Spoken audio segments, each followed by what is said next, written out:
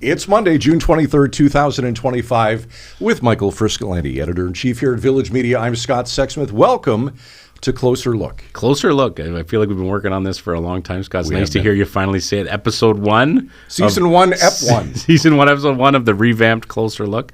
For those of you who've been kind enough to follow us along this journey, our podcast journey, you and I, for the last couple of years, hosted a show called Inside the Village. Yes. We loved it. It was a great success in our minds. We interviewed some fantastic people, talked about some important issues. It was one of the suite of shows that we had here on the network. Right. You also hosted Trillium Talk, which was a weekly discussion with our team at Queen's Park on Sunday mornings. We had the behind-the-scenes segment where we would interview reporters from across the chain about a story they were working on that was interesting to people all over the province. That evolved into Closer Look that we were running in the last few months, which was a daily conversation that you would have. And the idea was kind of pitched to us by people smarter than us. Yes. Saying, Village has grown so much. Our network has grown. We're now at 26 sites across Ontario. We have the Queen's Park team with the Trillium covering the Ontario legislature. We have our team up at Parliament Hill, at Parliament Today. The idea being maybe we needed one kind of signature flagship show every day, every weekday that runs every night, in this case at 7 p.m., just talking about the issues of the day, big and small. So what we've done, and you alluded to it, taken all of those shows, put them into a pot, and we've, the end result is what you see behind us in Closer Look. But a lot of this started, and this is a little, inside baseball stuff, with a bit of a basement leak here at our headquarters located in Sault Ste. Marie, which gave us and those who signed the checks and authorized the POs the opportunity to revamp the studio that we work out of every day. That's a great point. This is kind of a funny story. The studio we're in here at our headquarters in Sault Ste. Marie, Ontario, it's in the basement of an old bank building, which is our headquarters now. It's a beautiful facility. And there was a little bit of a leak in the studio, and that meant they had to pull the floor out, do some concrete work, and the idea was maybe we should revamp this space. It was very cramped. There was wires all over the floor, Yes. cameras everywhere. And, we're going to show a little snippet of it to our viewers who are watching. It's like a Love It or List It episode. It really is. It really is unbelievable. Like, you come in here, and it's, for us who've been working down here for the last few years, it's mind-blowing. It's a beautiful space now, and it just feels so great. And it's just a fitting time to sort of kind of say, maybe we should kind of launch a new show to match. Yeah, and we're kicking it off in style tonight with former MP Charlie Angus. Yeah, Charlie Angus is, like you said, a former MP in Northern Ontario for a long time, more than 2 decades, an NDP MP. He's now kind of leading what he calls the Elbows Up resistance tour. Yes. He's kind of going around different communities. He's definitely not going quietly into the night, into retirement. He's still busy at work. And these are the kind of conversations we're hoping to have every day on the show. Maybe someone like a Charlie Angus will join us. Some days it will be one of our journalists or a couple of our journalists joining us for a panel discussion about something that's making headlines. Could be a key stakeholder in an issue. Could be a leading expert on a topic that we want to learn more about. Or just could be the person making news, a big newsmaker around the province. And the one thing that we wanted to achieve with this program is we wanted to have, credible, insightful, meaningful conversations, also unfiltered, and there will be some of that. And that's the beauty of this. It's all about meaningful conversations with people who are making the headlines right across the province. And I think that the great part of the show will be the variety. Like today we'll have somebody like Charlie Angus come on. We have some great other guests planned for the rest of this week. So there's going to be a great variety. If whatever you're into, whatever you might, we're hoping that you'll learn something new every day if you tune in. And like we said, it's going to run across the network, across our chain at 7 p.m. every weeknight.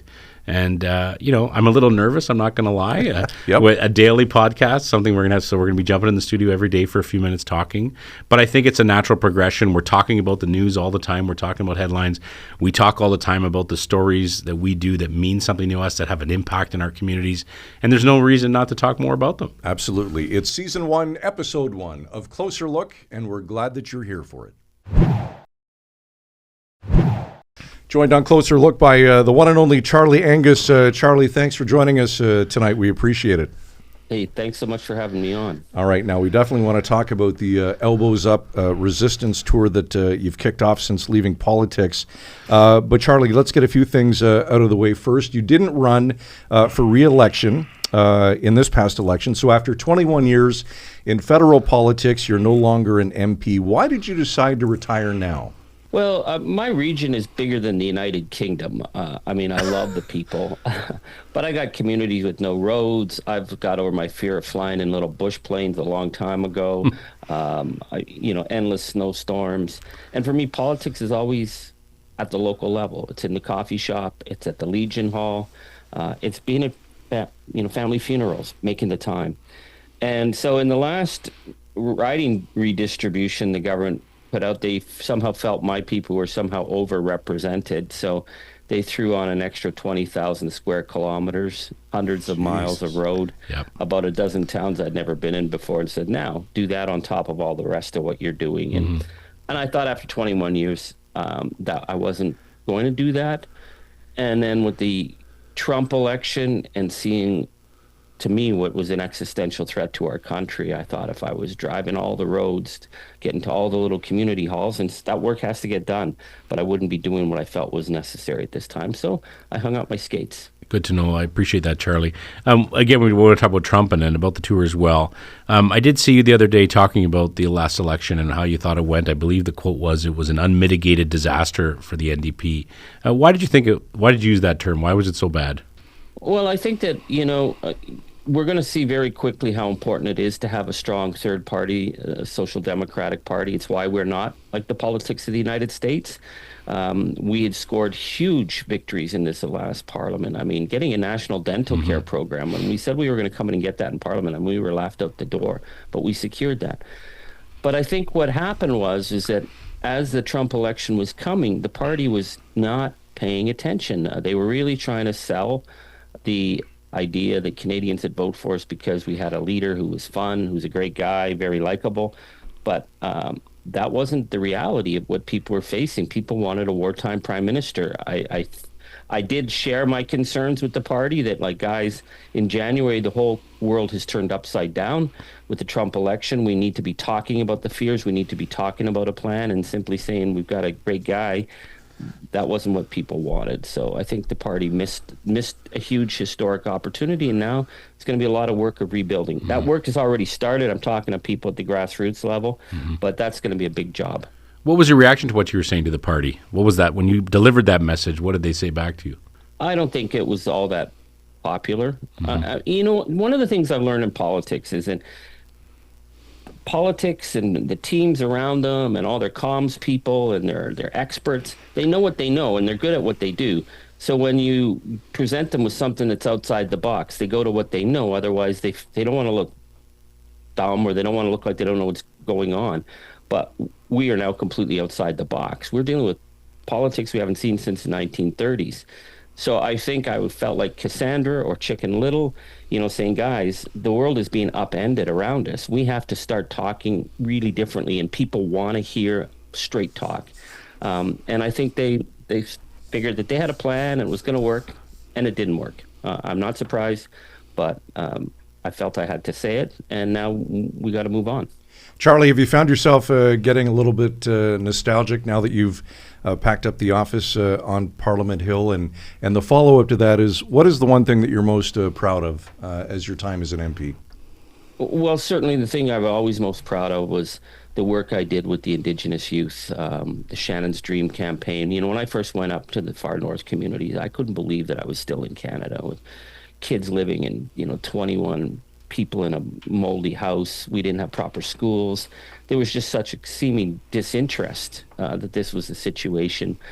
And I've seen this young generation of Indigenous youth really step up. It's an incredible thing to be a witness to. I mean, maybe I played a bit of a role of helping to encourage, but I have a lot of hope for the future. I know that this young generation, they're taking strides that will make us a better nation, and being part of that was an amazing, amazing thing to do. As for whether or not I feel like I miss the House of Commons, nah, not a chance.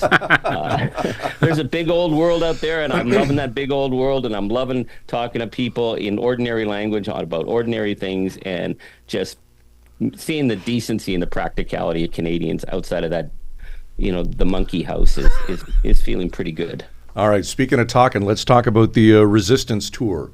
What is it? Well, it's really an interesting thing what's happened. I think when Trump was elected, I immediately knew we were going into something we'd never seen before. I didn't think I was overreacting, but this was, when a convicted felon who's pushed for insurrection in the United States gets elected, all bets were off. And I felt at that moment I needed to start speaking up and articulating the dangerous times we were in. And I felt a lot of people were frightened and started reaching out to me. Then when Trump started to threaten our country, we were completely gobsmacked. We were like, this couldn't be happening. And there was initially, I think, a lot of fear. People didn't know how far this was going to go. And then something extraordinary happened. People just said, wait a minute, no, you're not going to push us around. And that's where we started to see the boycott, the grassroots resistance, people stepping up and really discovering a kind of Canadian power that they had in themselves. I call it the Juno Beach gene, like we're like likable slackers, but push us around and guess what? It ain't going to happen. And people started asking me to come speak. People asked me to start writing about things. And it snowballed. I'm writing pretty much an essay a day on the Charlie Angus Resistance Substack. I've got followers all over the world. In fact, every single state of the United States, according to my statistics, are reading me. We're going out, we're doing rallies. And part of it is to inspire people and to reassure them that we're going to get through this. And the other is like, hey, what are we doing at the grassroots? Because nobody's coming to save us. No one is coming to save Canada. We're going to have to step up and do this ourselves. That's the key question, I think, Charlie, is how do you do it at the grassroots? What people do we? I think a lot of people are concerned about the uncertainty of what's happening right now with President Trump, but what can we do?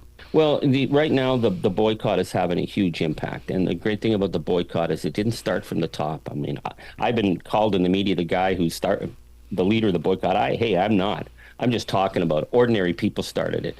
So, when you see 93% drop in wine sales to Canada from the United States, that's a massive hit. $12.3 billion they expect losses in travel this year.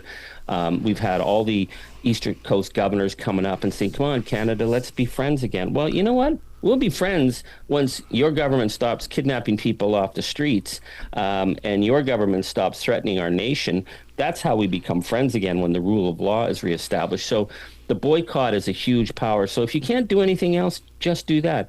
But I really encourage people, start getting active at the local level. We have to start getting involved in our communities. If we're going to be a nation that has to find our own way in the world, then we have a lot of good people at the ordinary level. And I say to people, I don't care what it is you're doing, but do something, get active, stop doom scrolling, stop fighting with people on Facebook, get out and just meet your neighbors, because we have so much strength together. And it's the difference when I talk to Americans every day.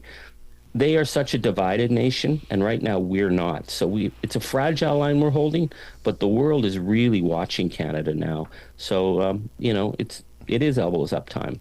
Charlie, you refer to Trump as the gangster president.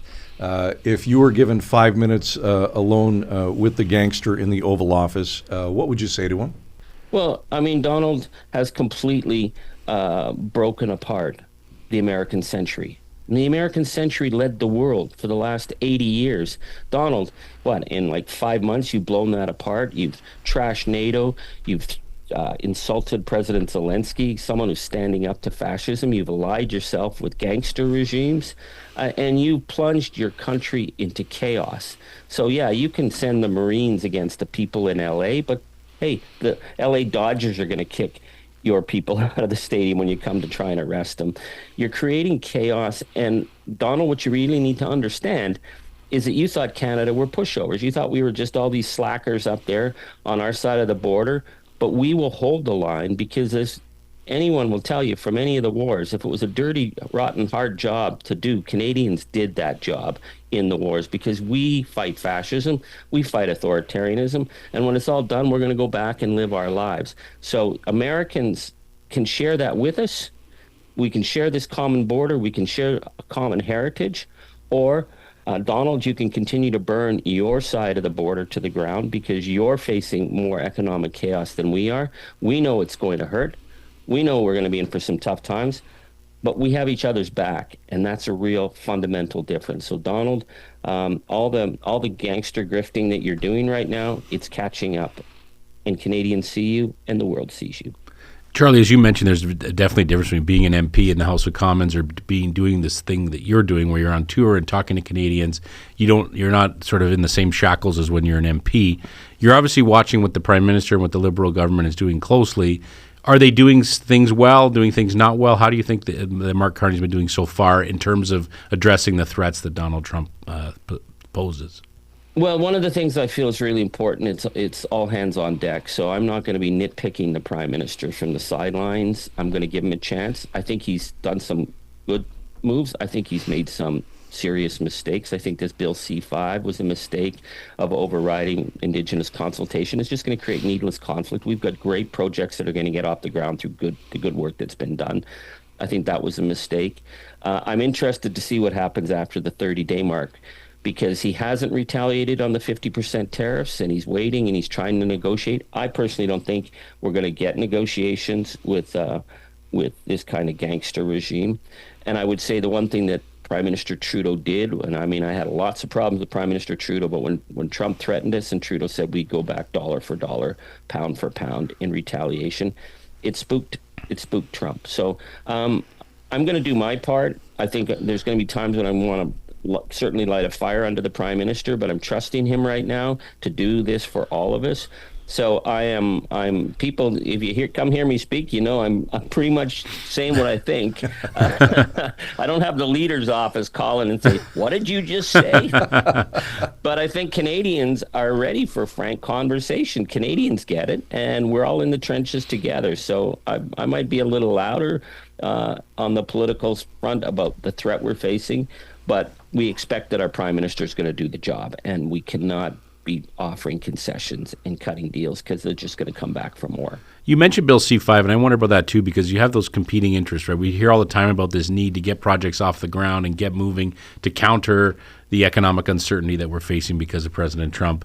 And at the same time, we have obviously the concerns from First Nations communities saying this is bulldozing the rights that we have, the constitutional rights we have. Where is the fine line, Charlie? How do we get both done? Well, it's great to be asked that, because it's where I've spent pretty much my whole political life. I come from a mining town. I know the mining industry very well. I talk to the miners. I talk to developers. I talk to prospectors all the time. And I'm also been representing the communities, some of which are the most impoverished, and some of the ones that have faced the biggest impacts. So if you do it right, projects move ahead. I've seen really good projects move ahead. We have some great critical mineral projects ready to go. There's a huge nickel operation in Timmins, 12 kilometers out of town. That's ready to go. In Sudbury, they could be mining in new ore bodies if they made deals. The Ring of Fire has been problematic. I spent my whole political life promising to be the guy to help deliver the Ring of Fire. I've become less and less sure of that project going ahead, because they've never done the right thing of talking to some of the communities there. I mean, 30 years without clean drinking water, and Doug Ford says he's going to come in and get the riches. You go to Niskandig and ask them what they think of that, and they're going to say that ain't happening. So we can do this right, or we can start fighting amongst ourselves. So I encourage Prime Minister Carney. I know you need a lot of tools, and I encourage and I support fast tracking of a lot of things. We've got to get the trade barriers down. We've got to be able to move ahead, but we can't just walk on legitimate Indigenous concerns, because that's going to throw us back. I feel it can be done. I've done it my whole life in talking to First Nation communities, and it's about respect. And I think that what makes us different than Americans is we know that Canada is a complicated place, so let's just do it right and recognize the urgency. And I think everybody's on the same page right now of saying we got to get things done. This may seem like a dumb question, Charlie, but you seem like a super motivated guy right now. Like it's kind of a new lease on life. Is that a fair way to describe it? The next chapter of your life is just beginning in your next mission? I've never been as busy in my life. I got to say, it's full out, full on. But I think part of it is that these are really frightening times. I mean, we're watching, Israel start bombing a nuclear plant, and then Donald Trump's talking regime change, and we're seeing the horrors in Ukraine, and we're seeing threats of our own country. And I felt, when I got over my panic and my fear, is that we need to just start focusing on moving forward. And I just keep telling myself, I don't got time now to be afraid. I don't got time to be depressed. I don't got time to be cynical. The world doesn't need any more cynics out there. They need people who are going to start saying, well, this is what we're facing. What are we going to do about it? Let's get to work. So yeah, I'm getting to work, and the work's getting more and more all the time. But I will say, I'm just invigorated by the people I'm meeting from across the country and from across the world. People who want to make sure that we get through this and we don't give in. that's encouraging me. So I'm feeling like I gotta, I don't want to necessarily go on the road next week, but people are saying, hey, we really want you to come. Will you come? And, so we're going to Prince Edward Island. We're going to Nova Scotia. We're going to across southern Ontario. We're going out to BC. They're saying, how come you're not in Alberta? Well, I was just out in Alberta. Okay, but you missed our town. Okay, I'm coming back. So, and I got a very small team. There's just 3 of us, and we're trying to figure out how to juggle all the balls in the air. But you know what? It's a great honor to be doing it. We're going to plug the tour here in a sec, Charlie, but I want to ask you bring up fear. How scared should we be of Donald Trump? I think the issue is if we bend and we gave in, which he thought we would do, we would continue to be broken as a nation, but we haven't, so we hold the line. This man, I think, is dangerously unhinged. This man doesn't believe in the rule of law. If you read any of the biographies of his first term and how it started to disintegrate, he is a serious menace, but I think he's more of a menace to the American people right now, and I feel bad for them. But it's always easier to stand up to authoritarianism when they're still getting their act together than once they're established. So right now, we have an opportunity, and Canada really is a model for the world. I hear it all the time. People saying to me from other countries, elbows up, we want to be like Canada. You guys have stood up. So we got to just keep telling ourselves, yeah, we can do this, and we'll get through this, and we'll be there on the other side still standing. It's, they say Vimy or Vichy. Well, I know where Canadians will be. Canadians will be standing on that ridge of freedom at the end of the day. All right. You mentioned a few spots that you're headed. Where are you going specifically next? And can people get tickets? How do you go about getting that? Well, the best way is to go onto Charlie Angus Resistance Substack. We update people. So my next, I'm actually playing with the band over the next few weeks. So that's my other side, the Grievous Angels. But going to be in Newfoundland, St. John's, July 15th. That's one of our main summer ones. We're putting a lot off to the fall, and we're in Prince Edward Island beginning of September. We're Bruce Grey County, Owen Sound, start of September. Then we head out to Saskatchewan. We're getting questions about Hamilton, Windsor. I could go on and on. I can't even keep track. I just know we're going to be on the road. You would have a wonderful conversation with our producer, Derek, who's a drummer. That's his side gig, so I'm sure you guys would hit it off just fine. Charlie, thanks for your time today. Appreciate the insight. Good to see you. Great to be on the show. Thanks so much. Well, if only he would speak his mind. Yeah, it was really tough to get Charlie to actually open up. Come out of his shell a little. You know what? You have to respect Charlie. He is was a universally respected MP for and still is. Oh, yeah. But as an MP, he was universally respected 2 decades. People listened to what he said. He was a fierce advocate for the First Nation communities in his riding. Yes. A very intelligent guy. And it's not surprising at all to me that he's doing something like this. Mm-hmm. I think it's right up his alley. And it was really interesting to hear, just like you said, how invigorated he is and how it's kind of like the next chapter in his career.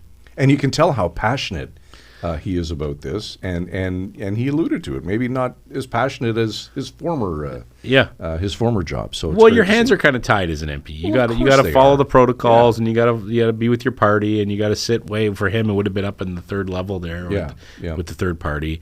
But on a personal level, Scott, this is an exciting day for us. This is episode 1 of Closer Look. Yeah. We're going to do our best every day to kind of hit home runs. We might ground a shortstop sometimes, but we want these episodes to be as good as they can be. And like I said at the beginning, I think there's going to be a great variety of discussions. We're going to talk about serious issues like we did with Charlie. We're going to talk sometimes about a fun thing. We're going to talk about explain things to people about important issues that they might not understand completely. And I think it's just going to be a great outlet to have a lot of conversations with smart people. Absolutely. Closer Look at villagemedia.ca. We would love to get some feedback from you, maybe some show ideas, any thoughts, comments, considerations. We'd love to hear from you. Closer Look at villagemedia.ca. We'll be back tomorrow night at 7 o'clock across the Village Media Network and, of course, wherever you get your favorite podcasts. For all of us at Village Media, thanks for watching.